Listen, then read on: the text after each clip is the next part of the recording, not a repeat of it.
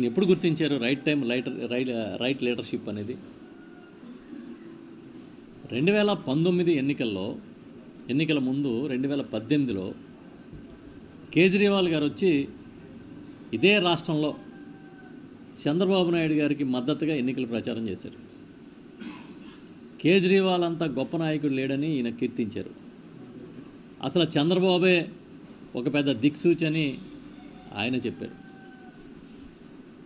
అదే 2024 ఎన్నికలు వచ్చేటప్పటికి 2025లో ఇప్పుడు ఎన్నికలు జరిగే నాటికి కంప్లీట్గా ప్లేట్ ఫిరాయించి అసలు మోడీ లేకపోతే అంటూ ఆయన మళ్ళీ కొత్తగా మొదలుపెట్టాడు. ఏంటి ఈయన మోడీ గురించి గతంలో ఏం కీర్తించారు, ఈయన అభిప్రాయాలు ఏంటనేది ఒకసారి చూద్దాం.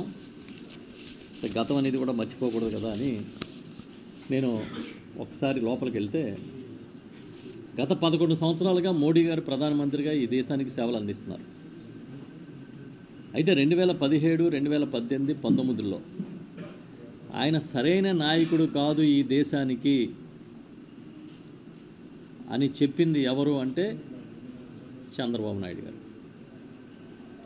పైగా ఆయన చెప్పాడు, ఈ దేశంలో మోడీకి సవాలు విసిరిన మొట్టమొదటి నాయకుడు నేనే, మనమే అని ఆయన స్టేట్మెంట్ ఇచ్చాడు. మోడీ డిక్టేటరు, అలాంటి డిక్టేటర్ని నేను తలదన్నే విధంగా మాట్లాడుతున్నానని కూడా ఆయన చెప్పడం జరిగింది.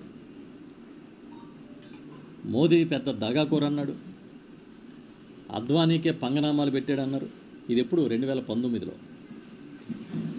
అసలు మోడీకి భయం అంటే ఏంటో తెలుస్తుంది. ఆయన గుండె ఓటమిని తట్టుకోవడానికి గుండె దిటవ చేసుకోవాలని కూడా 2019లో బహిరంగ లేఖ రాసింది కూడా చంద్రబాబు నాయుడు గారే. అసలు అవినీతి కుడితిలో మోడీ పడి గిలగిల్లాడుతున్నాడు అన్నారు. అది కూడా చంద్రబాబు నాయుడు గారి స్టేట్మెంట్. 2018లో పశ్చిమ గోదావరి జిల్లాలో ఇచ్చాడు ఆయన. అసలు ఈ రాష్ట్రానికి మోడీ చేసినంత ద్రోహం ఎవరో చేయలేదు, కాంగ్రెస్ కూడా చేయలేదని చెప్పింది కూడా చంద్రబాబు నాయుడు గారే. ఆయన మాటలు ఇవన్నీ రికార్డెడ్, ఎక్కడా ఫ్యాబ్రికేటెడ్ కాదు. ఆయన ఏం మాట్లాడారో అవే మేము చెప్తున్నాం. అసలు ఈ రాష్ట్రం మీదే మోడీ పగబట్టారు అని చెప్పాడు. ప్రధాని అసమర్థత, నేను కానీ ఒక పిలిపిస్తే ఈ రాష్ట్రం నుంచి కేంద్ర ప్రభుత్వ వాహనాలు కదలవని కూడా చెప్పాడు ఆయన. నీ ఆటలు చెల్లవని ఢిల్లీ నడివీధుల్లో నేను సవాలు విసురుతున్నాను అని చెప్పాడు ఆయన. నాతో చర్చకి రా, ఈ దేశానికి నీ వల్ల ఒరిగిందేంటని ఆయనే ప్రశ్నించాడు. దోపిడీదారులందరూ కూడా మోడీని చూసుకుని మోడీ అండతో బయటికి వెళ్ళిపోతున్నారు, ఈ దేశాన్ని వదిలేసని కూడా ఆయనే మాట్లాడాడు. మోడీని నమ్మి మోసపోయాం, ఆయనతో పైసా లాభం లేదు, కేంద్రానికి పద్ధతి లేని పాలన అని 2018లో చెప్పాడు ఆయన. ఇంకా నా దగ్గర చాలా ఉన్నాయి ఆయన స్టేట్మెంట్లు అన్నీ. అన్నిటికీ మించి మోడీ హటావో దేశ్ బచావో అని పెద్ద పిలిపించాడు. ఇవన్నీ ఎవరి స్టేట్మెంట్లు? చంద్రబాబు నాయుడు గారి స్టేట్మెంట్సే. ఎంతో కాలం క్రితం కాదు, ఒక జస్ట్ 5 years బ్యాక్. అలాంటి చంద్రబాబు నాయుడు గారు ఇవాళ మోడీ గారిని పొగుడుతున్నారు. మంచిదే. మీ రాజకీయ అవసరాల కోసం ఓసర వెళ్ళిని మరిపించే రాజకీయాలు చేస్తారని చెప్పడమే మా ఉద్దేశం. పాపం ఎప్పటికప్పుడు ఎవరినైనా సరే కొంచెం అటు ఇటు మభ్యపెట్టే కార్యక్రమం చేయగలుగుతాడనడానికి కూడా ఉదాహరణ కేజ్రీవాల్. ఈ కేజ్రీవాల్ గారిని తీసుకొచ్చి బాబుతోనే రాష్ట్రం బాగుపడుతుంది అని చెప్పి విశాఖపట్నంలో ఒక ర్యాలీలో పాపం ఆయన పాల్గొని ఒక స్టేట్మెంట్ ఇచ్చాడు.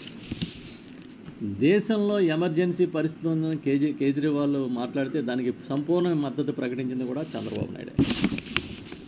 సో ఇది ఏంటంటే ఆయనకి మద్దతు ఇచ్చే మీడియా ఒకటి ఉంది. ఆయన ఏం చెప్పినా ప్రజలకు గుర్తుండదులే, మళ్ళీ మనం వచ్చేసి వదిలేద్దాం అనుకునే మీడియా ఉండడం వల్ల ఆయన ఆటలు సాగుతున్నాయి. నేను చాలా రాజనీతిజ్ఞుడని చెప్పుకునే చంద్రబాబు నాయుడు గారు 5 సంవత్సరాల కాలంలో ఆ రోజు పనికిరాడు, ఈ దేశానికే నష్టం జరుగుతుంది మోడీ గారి వల్ల అని చెప్పినవాడు 5 ఏళ్ల కాలంలో ఈయన మనసు మార్చుకున్నాడా, లేకపోతే మోడీ గారిలోనే మార్పు వచ్చిందని ఈయన అనుకుంటా ఉన్నారా? ఏం జరిగి ఉంటుంది? చాలా చిత్రం.